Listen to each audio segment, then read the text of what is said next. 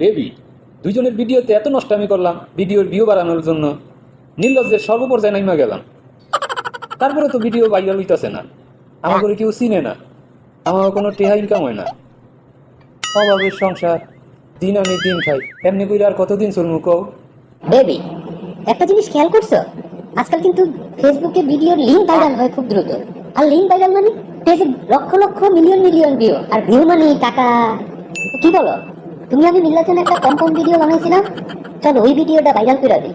জান, এই কথাটা তো তোমার অনেক আগে থেকেই আমি বলতে চাইছি, কিন্তু বলি বলি কইরা বলা হয় নাই। আসলে কি মনে করো? দূর, কি মনে করবো আবার? আমি তোমার সাথে কাপড়গুলো করি মানে আমি তোমার চাইতে বেশি নির্লজ্জ, বেহায়া। তুমি যদি বলো আমি মানুষের সামনে, বোঝো নাই? এটা তো আমি জানি, কিন্তু ভিডিওটা ভাইরাল হওয়ার পর মানুষে যদি জিগায় তখন কি করবো? আবার কি করবো? কোনো যে নামাবো ফোনটা এক সপ্তাহ আগে চুরি হয়ে গেছে,